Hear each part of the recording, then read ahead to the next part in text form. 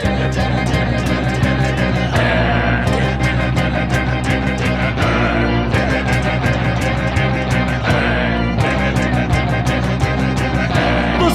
not a bat, he's a man who fights crime. And we're gonna watch him fight for a minute at a time. With John and Niall and a guest who doesn't rhyme. It's Bat Minute!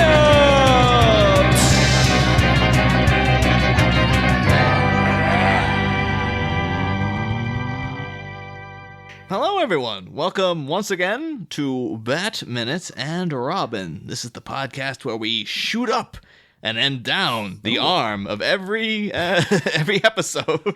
What? What are you doing? Of every episode, of every minute of Batman and Robin. Oh my god. Niall, I'm only having alcohol. What the hell are you doing? I was like, how do you think I'm getting through this movie, John? Like, it requires a lot of heavy narcotics. Okay. I can get cocaine. I could understand. No, I speak fast enough as it is. I think me on cocaine would be a nightmare. So you need some ketamine for Niall, cocaine for me. I just need something to go up, and then something to bring me back down, and then even out somewhere, hopefully in the middle. But yeah, we're here to talk about every minute of Batman and Robin, 1 minute at a time. I'm one of the hosts, Niall McGowan. And here, hurtling towards inevitable doom and the waiting abyss, it is I, your other host, John Parker. And of course, things are getting, once again, as is standard almost in every Batman movie, gotta have a car chase. Things have gotta get fast and furious. And because of that... Do we need it, though? But yeah, because of that, we've got from the Cast and the Furious, Jonathan Howell. Yep, this is just like that. Yeah, and because it's called Batman and Robin, we brought in another Robin. It's Robin Burdge. Hey! How many Robins is this? 2? 3? Hello! Second. Oh, Robin, please there can put be your only nipples away. I'm tired of looking at them. No, you know what? You fought for your right to show those nips, and I will defend that right. It's really so cold in here. Oh, guys, I can't Sorry. tell you how cold, and I'm actually a little too cold. I might have to turn the air down. Right, this might date the show, but you know what, listeners, me and Niall, we are dying over here. It is so hot, and these guys are they're torturing us. Especially because in America, you are sensible. You've got fans, you've got air conditioning. We don't have any of that. We've got fans. Well, I have air conditioning. I don't have a fan. A fan would suck. It would be hot if it was. Oh, We're here today to talk about minute 48 of Batman and Robin. no, we're not. No, we're not. It's 50. We're here to talk about minute 50 of Batman God damn and it. Robin. See, the heat is messing with us, I'm telling you. The heat in the room. You're going backwards. This minute begins with the situation coming to a head. And it ends a minute later with the situation getting ready to fly out of hand.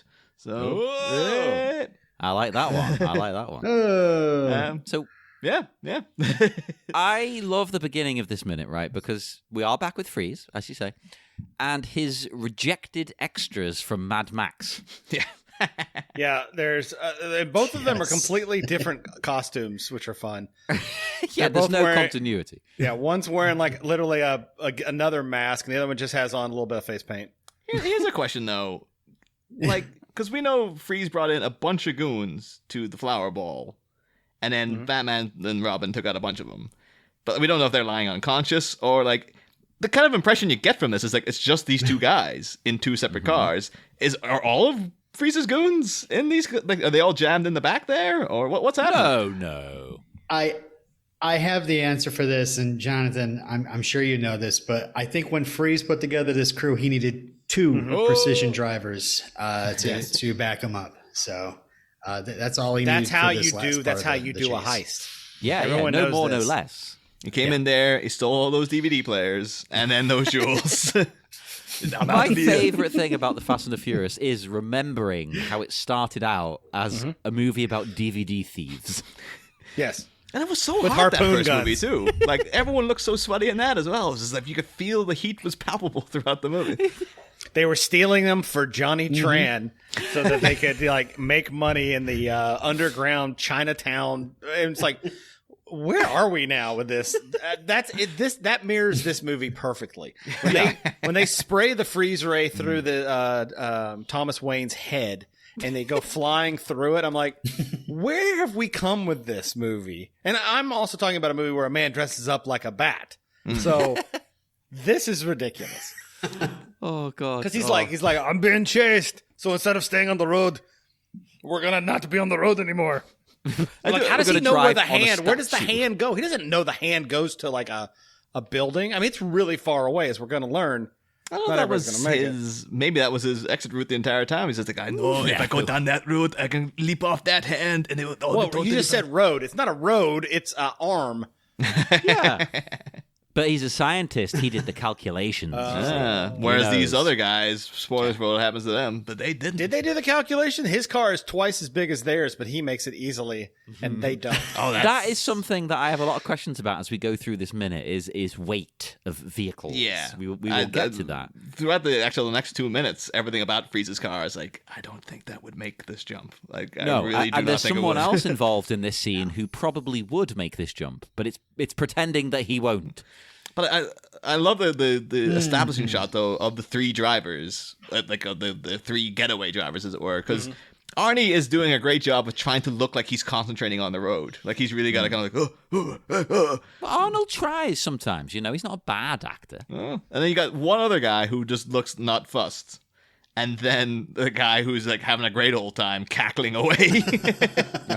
I love a henchman that enjoys his job. Yeah, the cackling one. If we learned anything, that if you loved what you do, you don't work a day in your life. So, I mean, if you're gonna hinge like there's no tomorrow. Hinge like no one's watching. It's either that or he's got like a really funny podcast on, blasting through the. He's got Batman on now. What do you think he listens to? Like Joe Rogan? Like, what do we think he listens to? It's got to be Getting something dug evil. with high. Oh yeah, definitely getting dug with high. It's like he has Lauren Lapkus gone. Now, does anyone else think, maybe this is just me as a wrestling fan, maybe everybody else is going to blank me here, but this villain with the face paint on, he kind of reminds me of John Cena. He does look like John Cena, actually. Yeah, He's got his face. Yeah. I didn't see him. Nope. There's no one there. It's just a car driving itself. sorry. It's just a complete. I mean, there's a self-driving car. Yeah. Okay. How dare you bring up John Cena? He's in a car and he's in Fast and Furious 9. How dare you? You know what? As of recording, I have not seen John Cena in the Fast and Furious. You could be in a cold movie theater right now watching a movie. Instead, This is England. They're not cold. Oh no, they're hot. Oh god. Everything here has no air conditioning. I'm telling you. Why? Not even movie theaters are known for like that's where you go when it's hot. Niall, they're not particularly cool. no, here, are they're they? not. At one point, I nearly fell asleep during Blade Runner 2049, not because of the movie, because it was swelteringly hot in there. It was actors. Like, what do you guys think of Arnold Schwarzenegger as a performer in general? Now, be careful. You're talking to one of the biggest Arnie fans in the world, who isn't Neil Brown. I like Arnold Schwarzenegger. I always have. I've liked him because I grew up on Commando and the early Arnold stuff. Not even Terminator. Like Terminator was not the first Arnold movie I saw. Really? I saw Arnold as an action hero, and then someone was like, "Yeah, there's this really dark James Cameron movie called Terminator, and he's in it, and he's like barely talks." I'm like, okay, and I watched it. I was like, oh, this is cool. Like Arnold's mean and stuff. But HBO had Commando on repeat, so I watched that and Predator. But Predator was a little bit later. Like when I knew Predator was coming out, I'm like, oh, we're going to see Predator. See, I have a Commando phone case. Oh, nice. Is it the one where he's got the like rocket launcher? Yeah, I'm holding it up to the camera. Well, unfortunately, Robin says he has a Commando case. It's really just a picture of his genitals without underwear on. Also great. Gotcha. That's fine. I meant I was going Commando. The thing is, I've been making my way through a lot of the Arnie back catalog, and because I always assumed like, oh yeah, so breaks big with Conan. Didn't realize that in 1976 he won an Emmy for best screen debut in an acting role. And I didn't know that. It was for a movie called Stay Hungry, which is it's put down as his debut role. It's not, because Hercules in New York was. Yeah, I was going to say, I always think of Hercules. But I think that's because that was Arnold Strong. And it's crap. Yeah, but even after that, though, it's like, oh, so he's technically Arnold Strong, so maybe this is his debut as Arnold Schwarzenegger. No. He was in The Long Goodbye with Elliot Gould. He's like a bodyguard in that. And he was also in something called Happy Anniversary and Goodbye with Art Carney of Star Wars Holiday Special fame, who of course would go on to play Arnie's uncle in The Last Action Hero, and was also a villain in the Batman 66 show called, what was it called? The Archer. He was like a Robin Hood guy, and his henchwench was Maid Marilyn, which I really, really loved. But then they had Stay Hungry, which is I actually watched, and to be fair, it's not a great movie. Although it is written by one of the guys who wrote Head, appropriately enough for this minute, the Monkees movie with Jack Nicholson. I was going to say, was it Jack Nicholson? Yeah, Jack Nicholson and Bob Rafelson, who like kind of co-created the Monkees basically as well. Is it called Head to make fun of Help?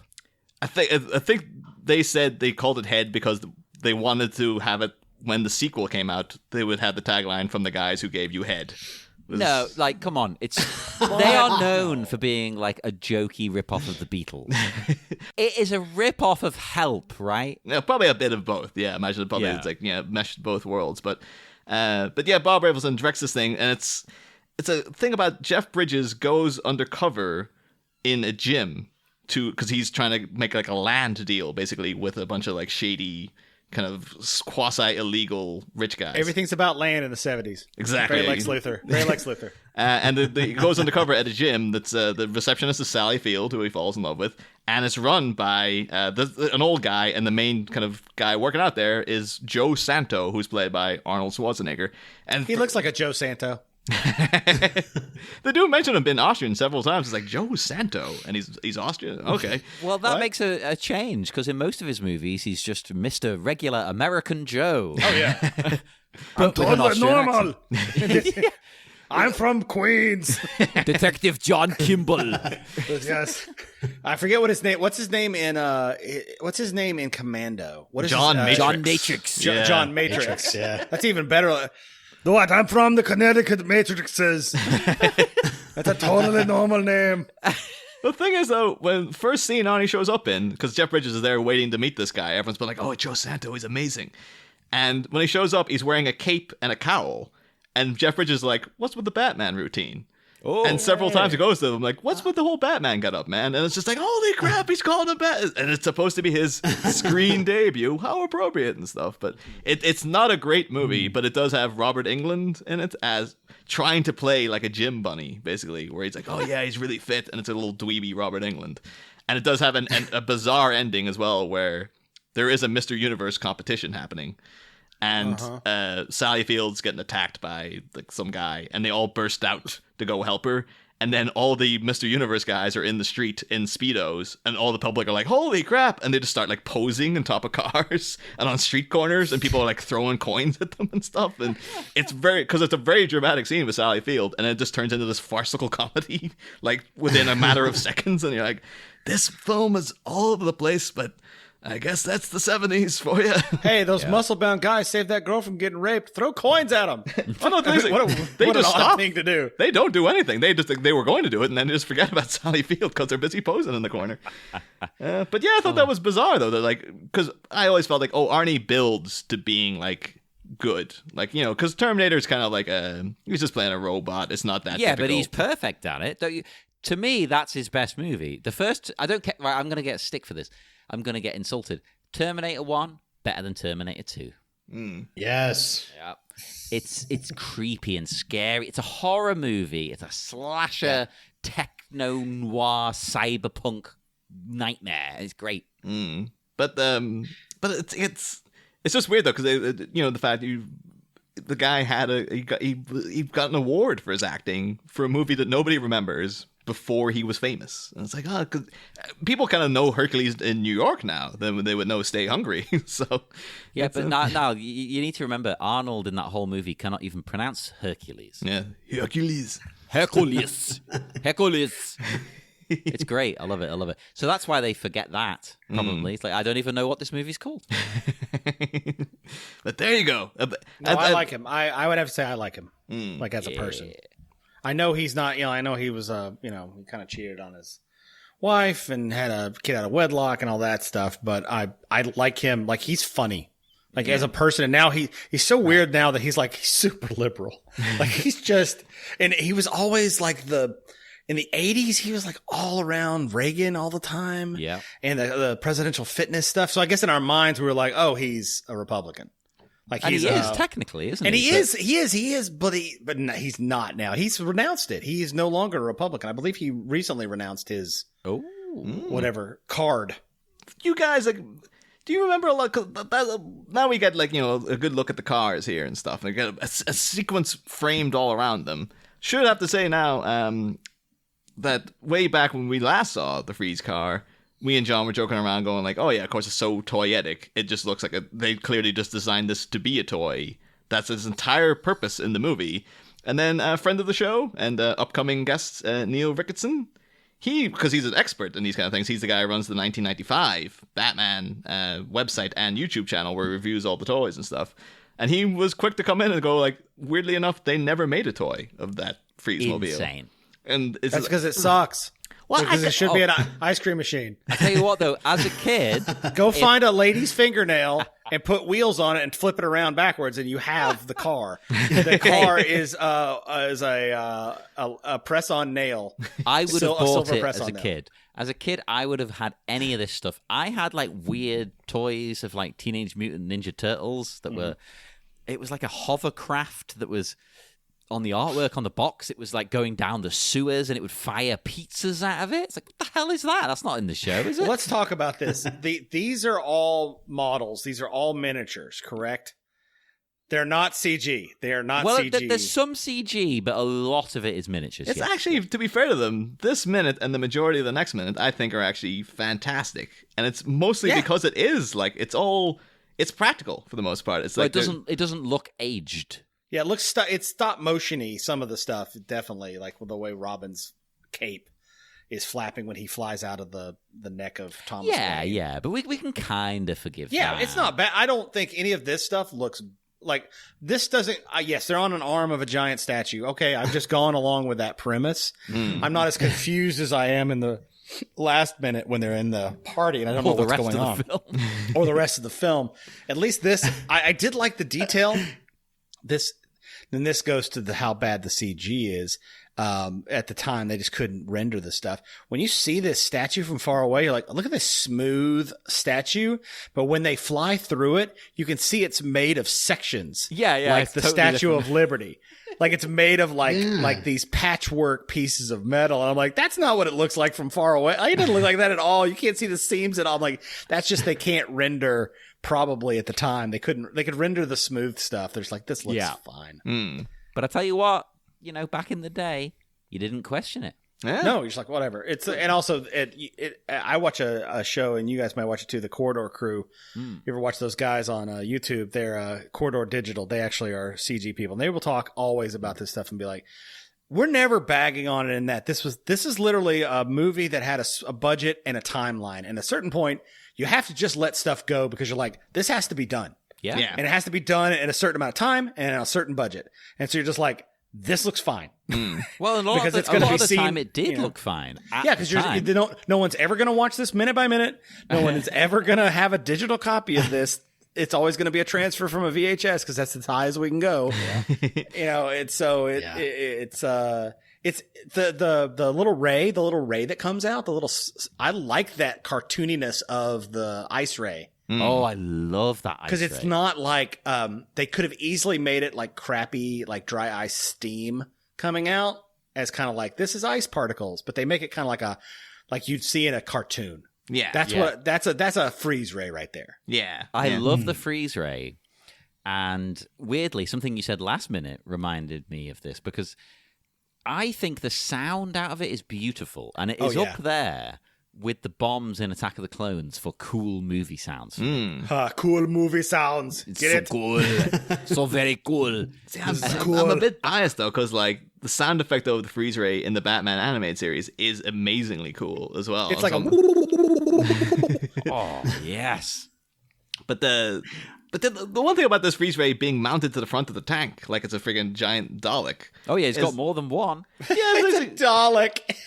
but he came into that party. All right, he started like, "All right, everybody, chill," And then Batman knocked the freeze ray out of his hand. He had a second one right there that he could have been freezing everybody with. Yeah, but you've got to get in the tank. You've got Refrigerate. To prep it. Refrigerate. Perfect. Oh my god. We can't top that. That's the end of the episode, surely. Well, that was a short Well, one. I will say, like, halfway through this minute, though, I mean, you guys are talking about how good it looks. When these cars are cruising down the arm and you see it from far away, I think it looks pretty awful. Really? There's no clarity to the vehicles at all. I mean, one part of me is like, as a kid, going, "Oh, this is exactly what I would do with my cars as a kid. Yeah, Just go up and down different things." Your own arm. Yeah. In my own arm. But like the Freeze-mobile looks much more smoother now all of a sudden, and Well, because it's a miniature now. It doesn't have the weight of a car. That's the only problem. You can't. It's like when they slow down the water to make oceans, like to make bath water look like oceans, and you always look at it and go, "Yeah, Hang that's on. no longer water. Like that's not." You can tell instantly. Yeah, you've got to do tricks to give it a bit of weight. I agree. I do think it looks good, but yeah, Let's talk about the two-way. I want, if you can, we talk about the two-way radio between Batman and Robin. Oh, God. Because Batman is talking into his hand, like there's obviously some sort of radio in Robin's ear or something. But Robin's screaming at him and looking at him while he's talking. yeah, like he hasn't got a mic or anything. Like he doesn't, like he can only hear him. Which would be very Batman to only give him a thing that he can hear Batman, but no not talk talking to him. back. yeah. He's not allowed his say. Like, notably, because Robin, he didn't have any kind of headset. Although, like, because last movie, of course, he had the earring the whole time. And you look at the making of book, well, the costume designer, one of the first things she says is just like, "Oh yeah, we immediately got rid of that earring," as if they all knew that was a problem for some That's reason. his sexy earring. Come on. But if it's not like, lean into it, have the earring be the mic system or something. Yeah. Like, it has nanobots that come out and like wrap around his ear or something. Like, I don't mind that he's probably got an earpiece, an ear fob. What do they call them? They have a name for those things. A fetish. They have a name for the little thing that you put in your ear. Yeah. But anyway, it's like, they're rife in the Avengers movies, which is everyone seems to have them all the time. So Yeah. they're just like, someone just goes Stark, and then automatically Iron Man's talking to them. It's just like, you're not even putting your hand up to your ear anymore now, man. because the Iron Man suit probably poops those things out. No, You can yeah, just like pellets. They just hands them to be here. Here are our headsets for everyone. I actually thought it was really inefficient that Batman has a walkie-talkie in his wrist, and then he actually has to hold his wrist Yeah, up to that's talk, not cool. rather than just talk. That's a good point. Why isn't it just in the chassis of the car? They're not selling it. They're like, "You're not selling it, George." I think that's the thing. Doesn't seem like you have a microphone. In the novelization too, Yeah. they actually mentioned it's not on his wrist. They say that he has to tilt his head forward slightly, and it activates a mic in his cowl, which is like, I guess What? Yeah, that's like is Wait, more every efficient. time he tilts his head forward, a microphone comes out. It's like, oh my god. I guess so. I guess that's what they're going for. But That would be awkward, but better than what we've got. talking about inefficiency, though, I recall, John, last season, you saying like at one point, like there was a car chase and Two-Face's gang were firing on the Batmobile, and you were like, when are these guys gonna learn? The Yep. window's bulletproof. You're never gonna remember get it them well. that way. This car doesn't have a roof. Doesn't have a window. Batman's just like, oh, come on. I dare you. I dare you to shoot me in the face. Batman is the one in pursuit.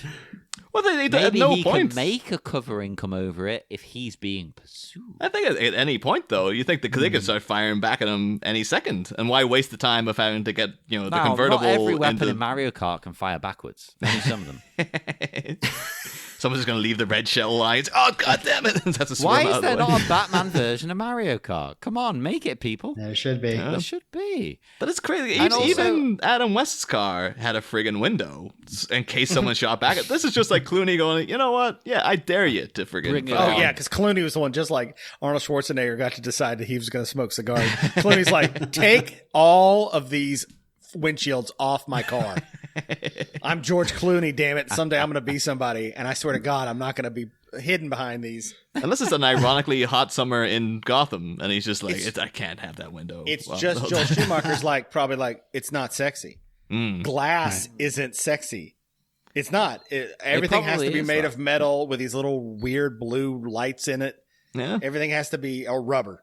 Those Well, are and the two every things it can single be. thing to Joel Schumacher has to be sexual. So, like this movie, despite being more family friendly, I would argue is almost as erotic as Batman Returns.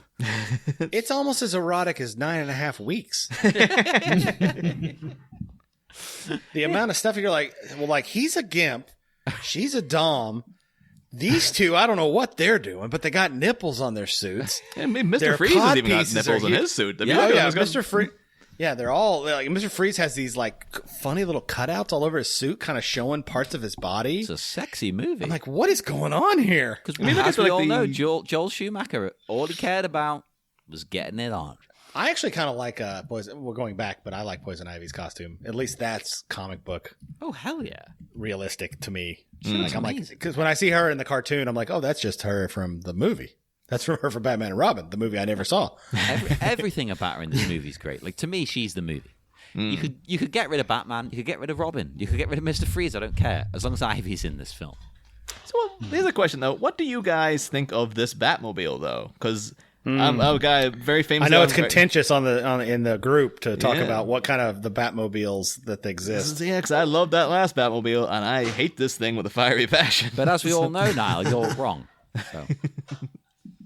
Well, this is the one that has kind of like the old throwback, a little bit throwback, plus the new stuff because it's got the face on the front, like the old comic book version that had just had like Batman's face, not Batman's face, but like a kind of a stylized Batman.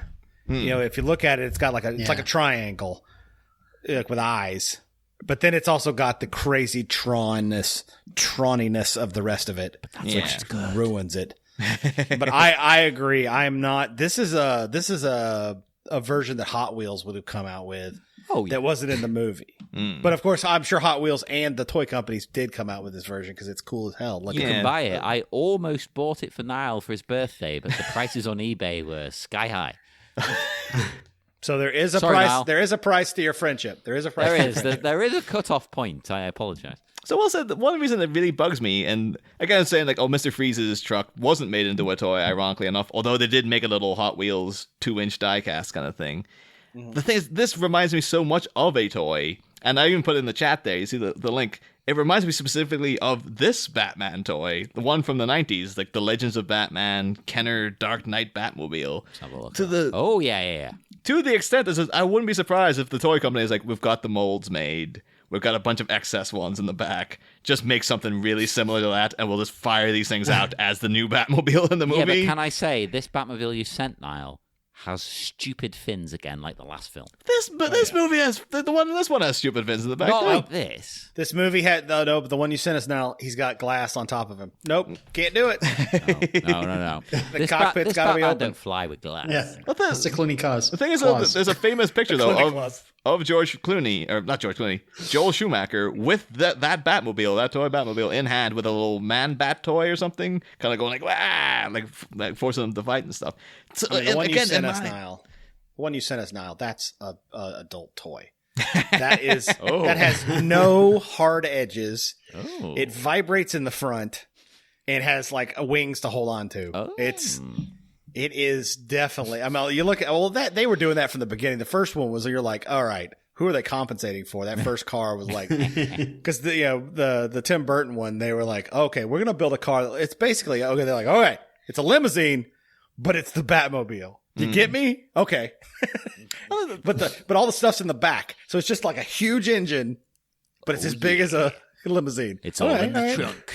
Well, that's the kinda thing like though, that. with the Kilmer Mobile though, and I'll happily admit it because I love that car so much, but it flat out is a dildo. Like I think that's why the fin is so pronounced. It's almost to like distract from that because if the fin's not there, people will be like, it's just a giant dildo. It's ribbed and everything for Christ's sake. Speaking of dildos, Robin's motorcycle is a butt plug. It's Oh, a butt God. plug. Well, actually, I have a question all about horrible. his bike, right? Why does Batman think that Robin cannot make this jump? Oh, As this they is approach crazy. the statue's arm, right? He's on a bike. They're pretty much renowned for jumping ability, right? He's an acrobat. Yeah. Like Evil Knievel, he kind of did a lot of stunts on a bike. Not And a his goddamn suit- his car suit that weighs has- 1,000 pounds. I assume Robin's cape does the same thing that Batman's does. If if he wasn't going to make it, he could easily jump off and like kind of do the arms out Yeah. thing, and it would into some sort of parasail type thing. Exactly. Screw you, save Batman. himself. You're doing this for your own appearances. How dare you put in code 381700260? How does he think this is safer? Yeah, that's another question, right? How is Yeah, I'm it gonna safer? lock up his motorcycle so it almost falls off the edge. Yeah, Right. he disables the engine. Robin's going to go flying to his death, right? Well, no, I'm definitely not going to make it, Batman. Yeah, thanks. That's the guy. I would argue it's almost like, I don't know, he probably will make this jump, but I really want to get rid of this kid. So maybe if I just completely disable his bike so Maybe it if I kill skids him. off the edge, or he just falls off it. Because I know Alfred likes the kid, so I'm going to make it seem like an accident. Yeah, It's like, yeah. Oh, Alfred. This is my Alfred, I chance. tried. I went home. Oh, Alfred, I tried so hard. That's why he's with the kid." specifically, he's recording it into the mic of him going, "You'll never make it." So it's like, look, Alfred, you hear, I said it to him. He'll never make it. told And he him. didn't. Go listen to the tapes, Alfred. I told him he'd never make it. Little bastard just tried to make it anyway. Oh, well. Oh, well, I guess we're done. warned him. Oh, my McGregor syndrome. Oh. I'll tell you one thing, though. One thing, right? Niall, especially. This is very Batman, because we've talked about this. He always has plans to take his allies down, too. Yes, yes. Which is crazy, but he does. In the comics, Batman Or Tower of always Babel. has backup plans to kill Robin, to kill Superman, to kill Wonder Woman. He doesn't care. He wants to Killing get rid of them all. Killing Robin's pretty easy. That's just It's like the minute they're hired, he's like, okay, how could I kill you, though, if I needed to? Now, I could imagine the Keaton Batman having this sort of in place. Like, what do I need to do to get rid of this person? But this Clooney Batman, I don't buy it.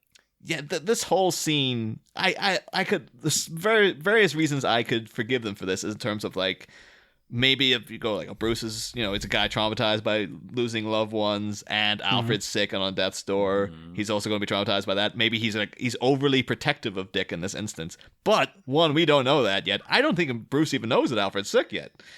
And this is also Right. George Clooney, the guy who said the guy needs to get over his parents been dead.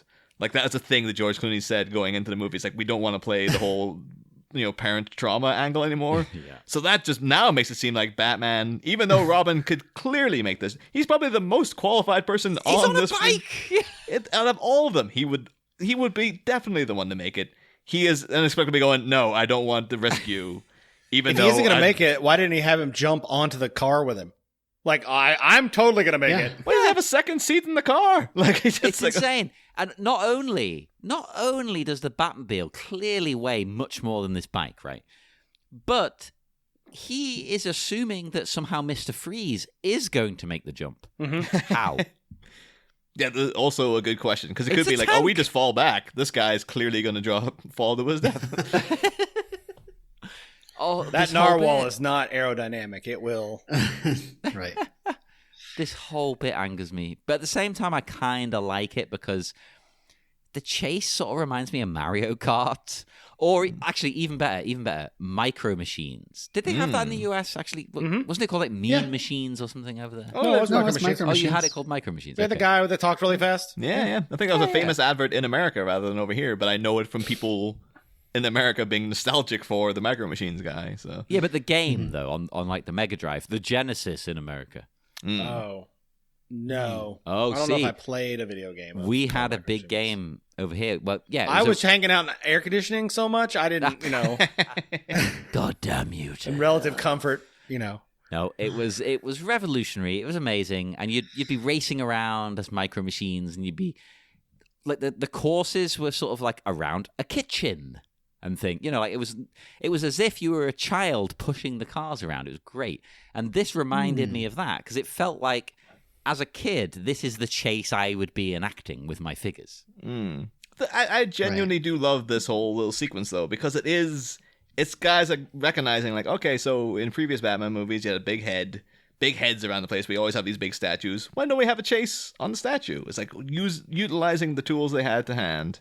I think beyond this, yeah, there's a CGI sheen to some spots of it, but the fact looking into it, it's like, oh no, there is a practical the Robin's bike skidding. That is a guy. Like they obviously had to do that practically. I think that even in the making of book, they say that, like when confronted with this thing they had to do, the stunt people were like, oh, look at the size of that bike. There's no way in hell we're going to be able to do that. And they actually did do it. And they had to build a big hand and stuff. And then beyond that, it's remote controlled miniatures. And I actually think it's like this minute is like a great little sequence beyond all the frustrations that occur naturally with it being in the film Batman and Robin. And this has one of John's things, liking the set designs and stuff. The whatever these goofy ass dials on this motorcycle, it's beautiful. Oh, yeah. It's useless. Like I don't know what that blue dial that looks like the sun from like the the Japanese flag. Yeah. With the sunburst. There's like a blue dial with that on it. What is that? What is that for? What is that gauge? Doesn't matter. It looks good. Yeah, well, the Radar? thing to the left of it, it looks like a piece of Doctor Who's TARDIS, and I'm like, what is that? But it turns off. All I know is that blue light turns off, and I'm like, well, whatever it was, it's now off because he's turned off the engine. It's such a cool piece of, and if you look at all the such a gearhead, look at all the screws and bolts that have put it in. I'm like, this was built from scratch. This is before 3D printers. They could have easily just built this now. This is why we needed a gearhead on the show. We would never have picked up on that. So currently still throwing out applications there for any gearheads who want to come on. I mean, Robin's the biggest gearhead. He works for a magazine. Yeah. Oh, of course. Yeah. And then we've got the Redbird disengage, symbol. There's also a button that just says power, and that turns off. The power. This whole thing is just he is trying to kill Robin. I know we brought it up before. He's trying to kill him. There's no reason you would turn the engine off. Like, the chances of him flying off this thing to his death are 99%. Yeah, you think you'd at least set up the protocol to slow the engines down so it comes to a gradual stop. Brakes Or slowly fill apply. it with a puffy thing that covers him completely in a ball, and he falls off like Speed Racer style. He's totally fine inside there. It's just a gel keeping him all nice and safe. That would be fine. That'd be fine. But this Batman Parachutes shoot out the back. Yeah. That'd be like him flying through the city with Robin and him talking to his wrist and saying, "Batarang, disengage." And Robin's Batarang turns off and turns into a stick mid swing. What? Oh no. Do you think he has Edit audio logs. Do you think if you went into the TV at Wayne Manor, does he have the child lock on and stuff too? Where it's just a dick at night, just all right, Red Shoe Diaries, here we go. It's enter in pin numbers. Are we allowed to talk about Dick at Night? Oh yeah, that minute after dark. What happened to Master Wayne? What happened, Master Bruce? What happened to Dick? Oh, the stuff. I put him in a bunch of foam to save him, and he unfortunately suffocated. I'm so sorry. I tried. Oh, no. I really tried. I'm going to check the logs though to make sure. Oh, don't worry. Yes, you can check the logs. It'll all be in order. Yeah. I do also like the idea of Bruce putting the child lock on the TV and Alfred having "Sir, do you know the code to get into the Red Shoe Diaries?" You do, but you have to go downstairs, get in my suit, put your arm up to the gauntlet, and actually talk. It's only in my suit. Of course. That's the way to do it. Whew. But I think I'm noted out for this minute. I don't know if you guys got anything else you want to throw in for minutes 50. Nope. No, I think I got all my stuff. Yeah. I'm good. Yeah, noted out. Will Freeze himself make it? Oh, he's in a tank. We'll have to wait and see. Surely he can't because he weighs 5,000 times more than Robin does, but let's see. It is insane. Beyond, I love the sequence. What he's wearing on his body weighs more than the bike that Robin is on. Yes. There are questions to be asked about this. I want the Mythbusters on the case. Now I'll get the Mythbusters on the show next week. It's okay. that's make it happen. All you had to do was ask, John. I would have got. If you said get Joel Schumacher on we are going to, as our final episode, contact him via seance. I think it's the only respectable thing to do, quite frankly. Yeah. The people think we're joking, but I'm being 100% serious in that we should do that. And just talk to him about the Lost Boys. Yeah. But we're not going to bring this movie. Or Flatliners. Flatliners actually would be perfect to talk to him about during a seance. Ask him if he Did he die before the remake came out? No. I think that's what did it to him, actually. It's like, I'm the guy who made Batman and Robin, but that Flatliners remake, woo! I want to know his opinions on the remake then. I think that's the thing we should look at, though, because the Flatliners is a pretty good movie. That remake I've not even broached. And like, Same. I'm an Elliot Page fan. Like, that whole cast is phenomenal. It's like, how does so many good people star in something so heinous? I haven't seen it yet. No, I'm not going to watch it. I love the cast. I as think you it's say, funny Niall, that you but said no. that, Niall, and you just watched Space Jam. I think you know exactly why a lot of good people are in terrible things. We have because to they watch pay Space them Jam. lots of money. On that note, we will head off into the dark night once more. And we will all be back again on Friday for more Bat, Minute and Robin. See you then, Batmites. Next time, flipping the bird. Freeze flies off a finger, going too fast and too furious, while a forced fallback leaves Robin furious. But amidst an aerial drift and a friendship rift, can a plunging partisan prevent the patriarch of popsicles from giving them the slip? Things fly out of hand on Friday. Bat fans. Same Bat Pod. Different Bat Minute. Fam. We'll be back.